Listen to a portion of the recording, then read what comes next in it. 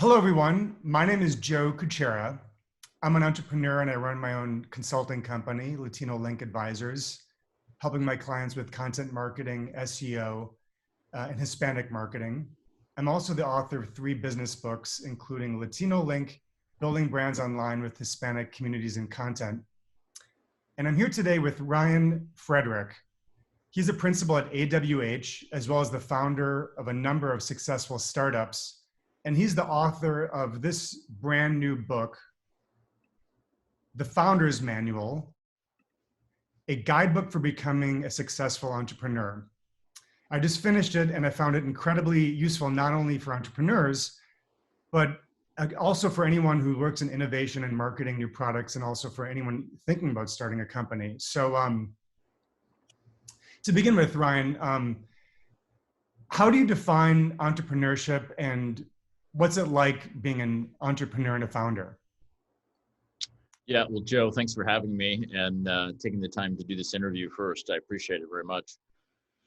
Yeah, I think being an entrepreneur is really being a problem solver in every way and at every stage. And the problems move and shift and change a little bit as you go from trying to validate that you're working on something that is worth the time and energy to be working on, to then, as you begin to operationalize the company and you begin to commercialize with some success, then there's another set of challenges and problems.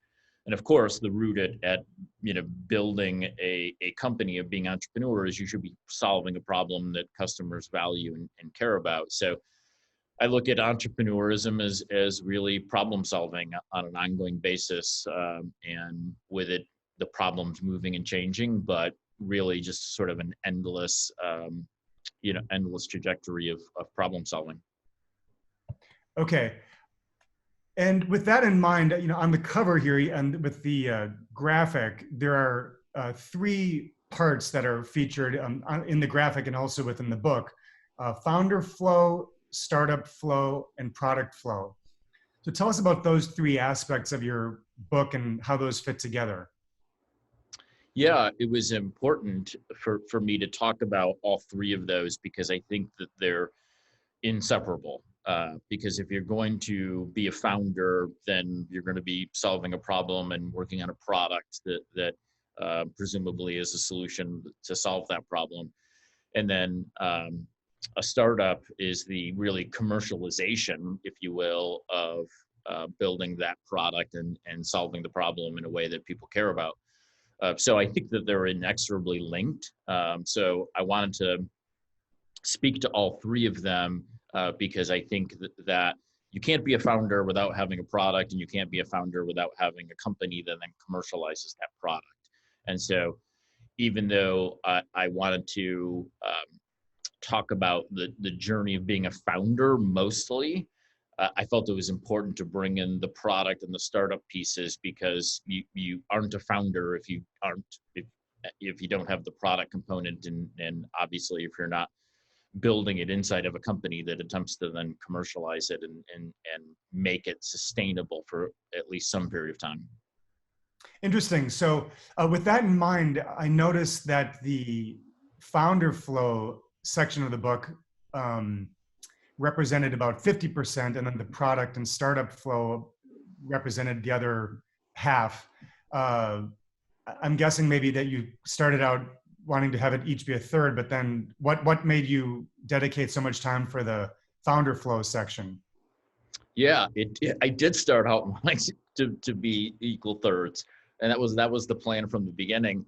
And then as I was writing the book, and I started really with product as the first focus and the first section, and I expected the book actually to be more about product initially.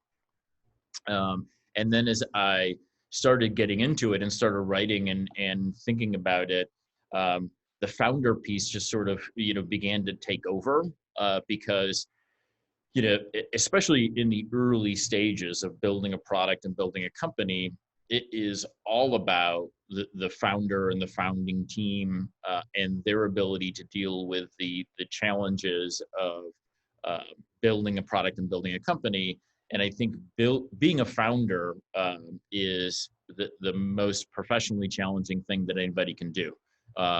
It's I call it the Mount Everest of careers, because you're unprepared for almost all of it. You deal with a series of unknowns and unexpected events. So I wanted to tell that founder piece and sort of the humanity of it.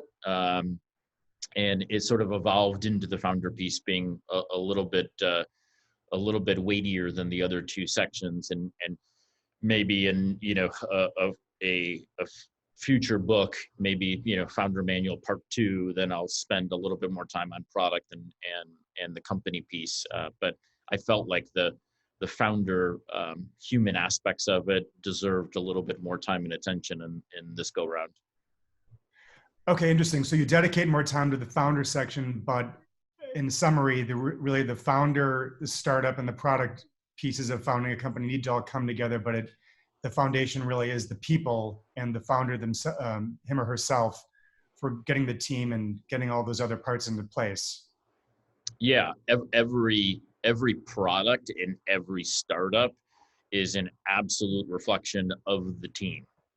So if it's a single founder, or if it's a group of founders, or it's a group of founders and a very small team at the beginning, whatever the team makeup is in the very early stages, the product and the company are an absolute reflection of those people. And if those people are committed and capable, the product and the company have a chance to be successful. And if the team isn't that, then there's probably very little chance of the product or company being successful.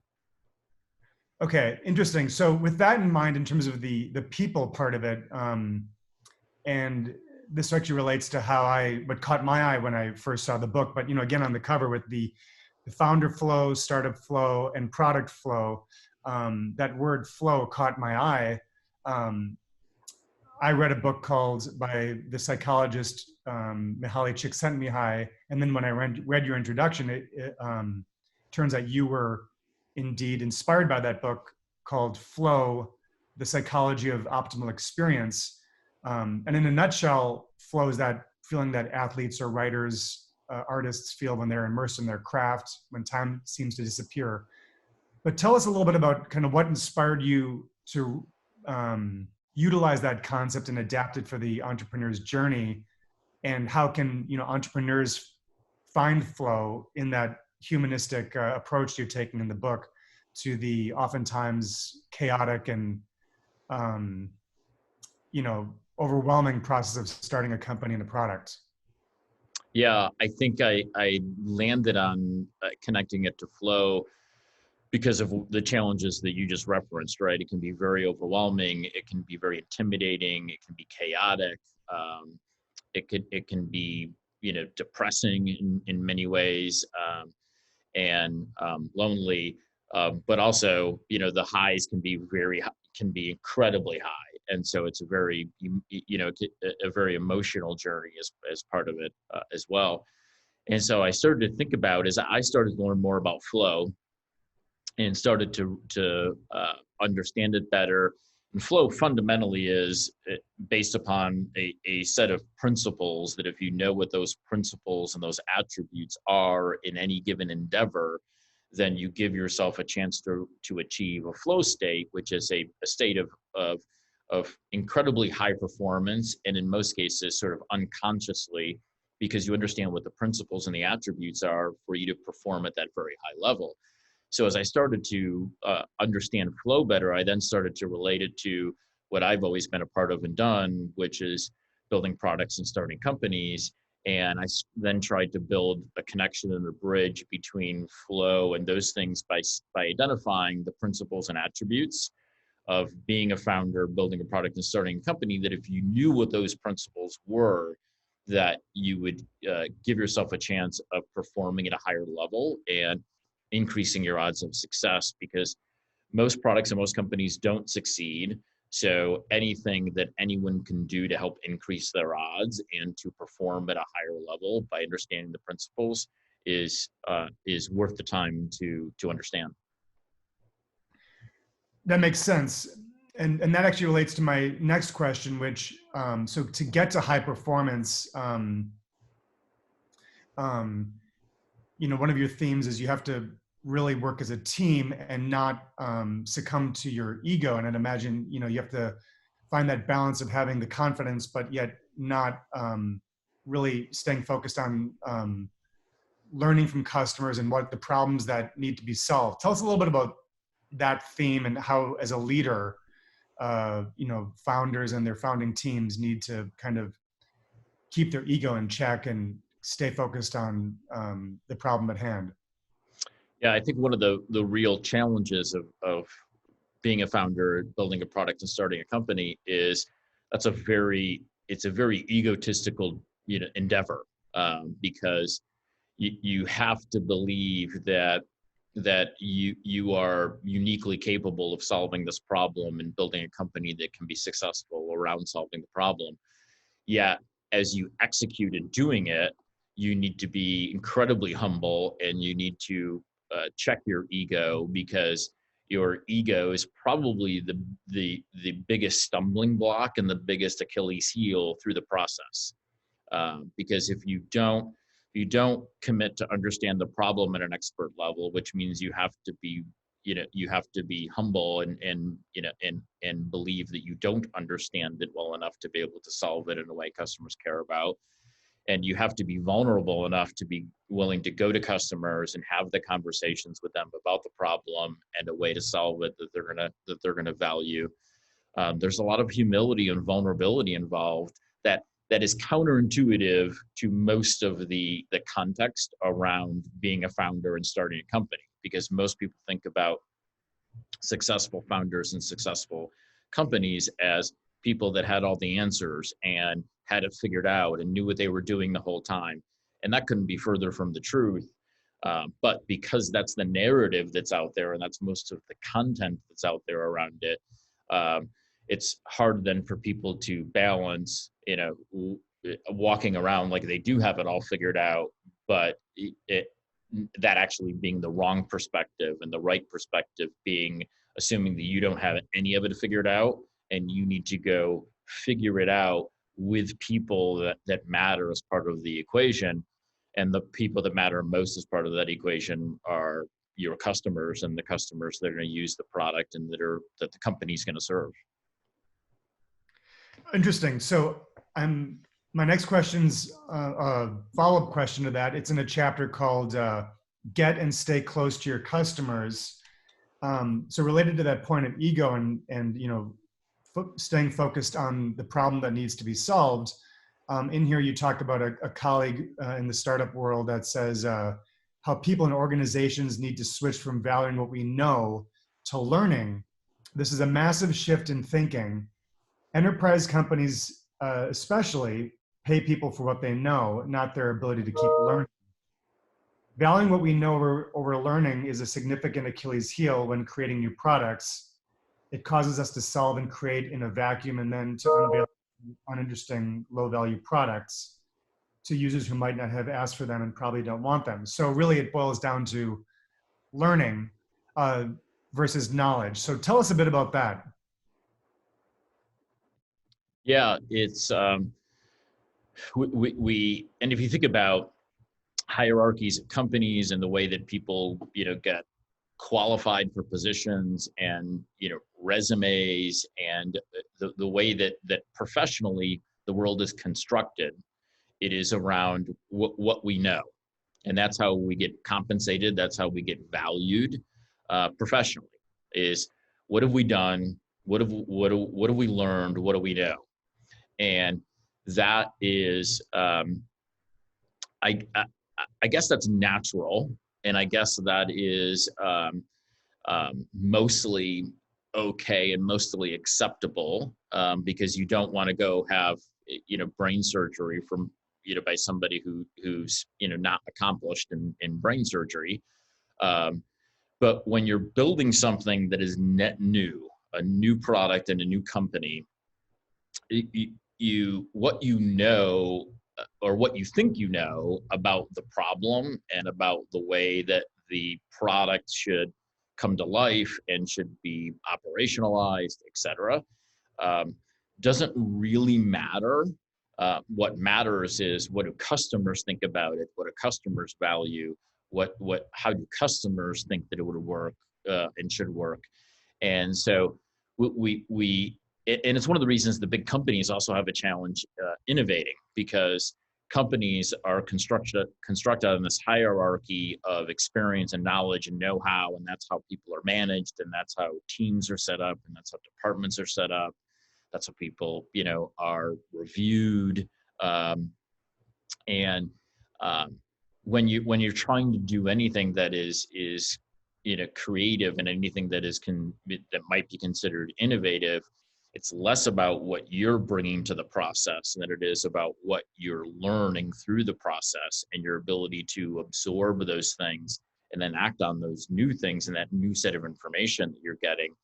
And so I think it's one of the things that trips people up, because people who are new to entrepreneurship in particular come to it with a set of experiences and knowledge, and they try to then apply that, and they try to put themselves in the position of making decisions based upon what they know, versus uh, putting that in the back seat and valuing, more importantly, what they're learning as they're iterating with customers and validating with customers. Makes sense. So as a follow-up question, tell us about your experience. What companies have you started, and what kind of problems did you learn about it and address? How did those come about? Yeah, mostly all opportunistic. So I'm biased when I talk about how to identify problems to solve, because I've been entirely opportunistic, and then got strategic inside of opportunities. But I've never had an idea that I then built a product around, and was part of starting a company around. It was always, oh, that looks like that could be a problem. Let's validate whether that is a problem, and then begin to sort of wrap our minds and arms around whether there's something there that's worth working on. And so we in some of these industries are related, and some of them are unrelated. We built a product and a company to help blood centers recruit and manage their blood donors. And that came up, again, very sort of serendipitously.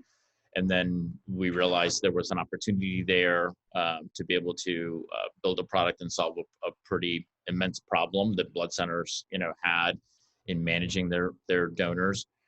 In another situation, we had built an online service targeted at the legal community. And then we were at a conference presenting, and that company was going okay, and the product was going okay. And then we were at a conference, and somebody there came up and said, "Hey, I would use this in this way."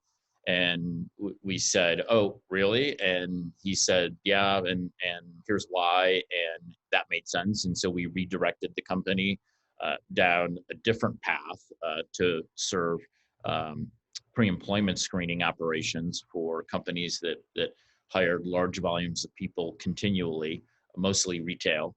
And then a spin out of that company was another take on or another sort of piece of the puzzle of pre-employment screening.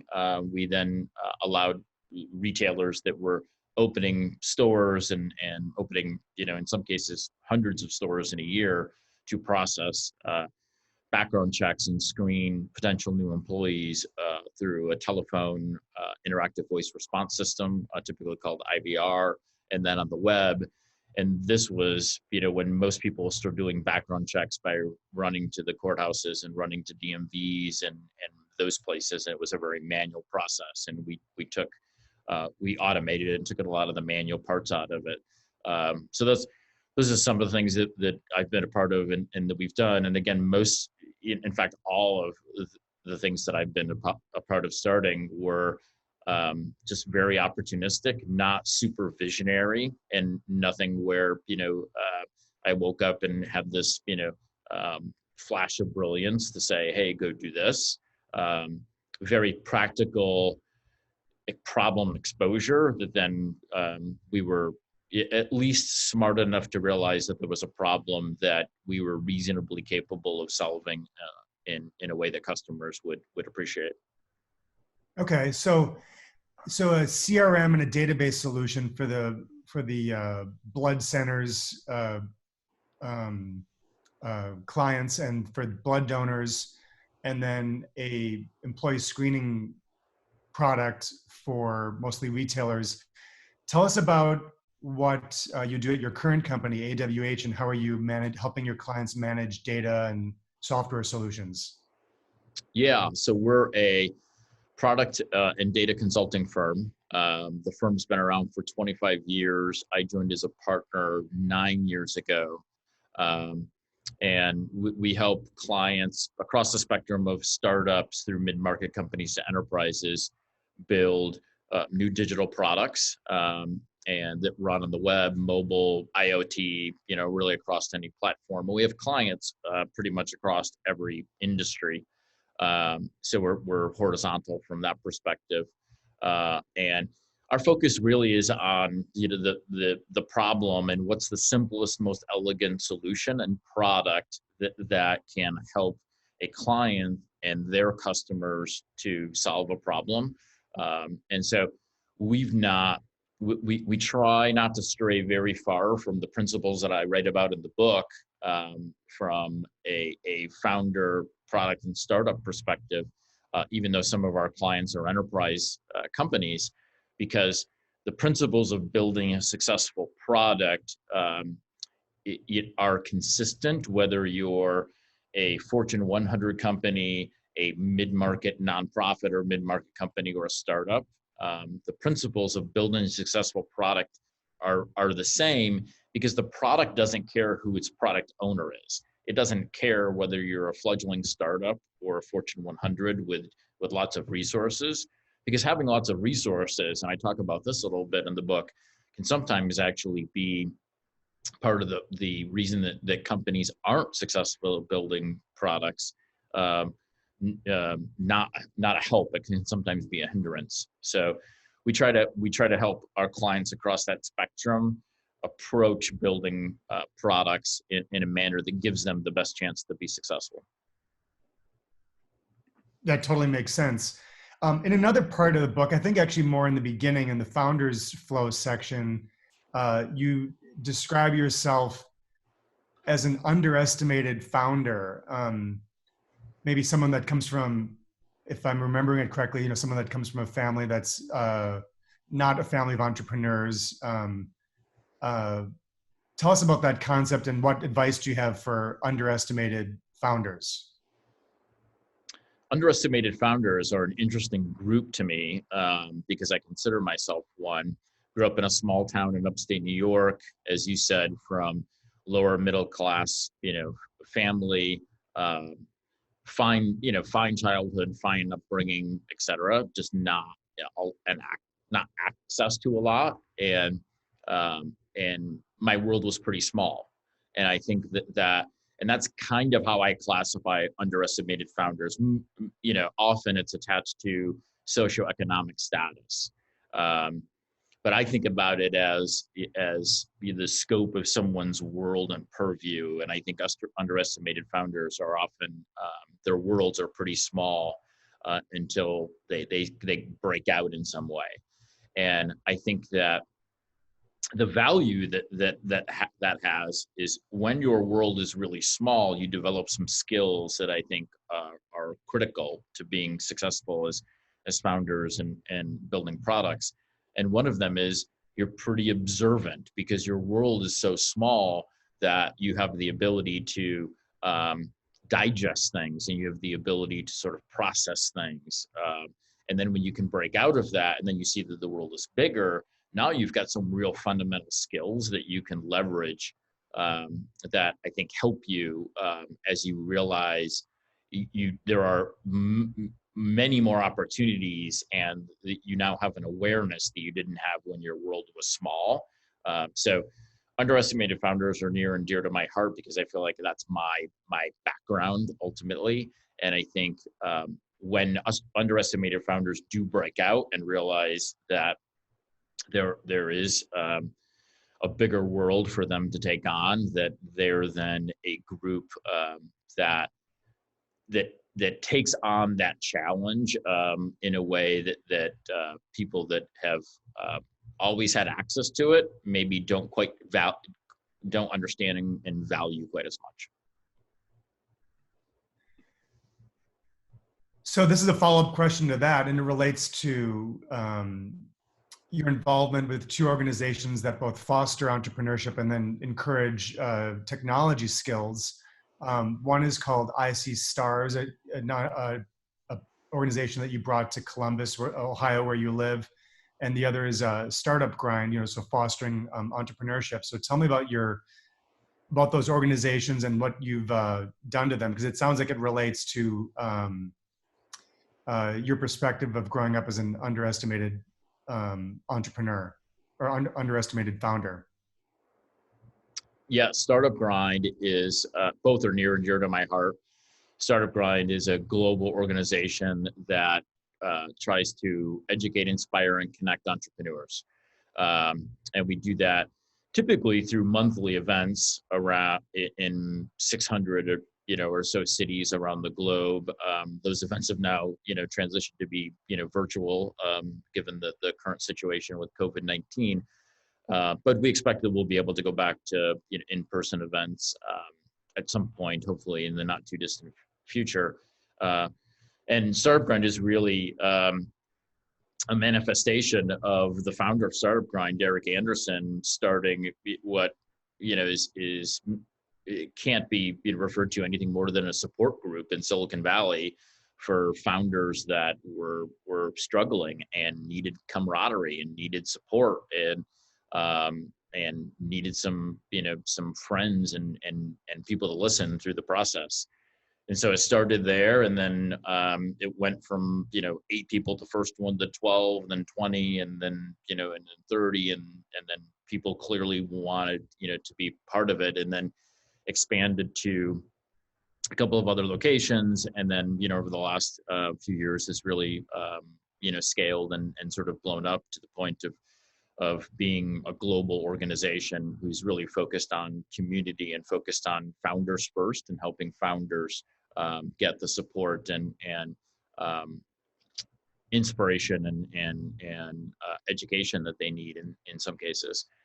And IC Stars is a nonprofit workforce development program where we train underemployed adults to be software developers and technologists.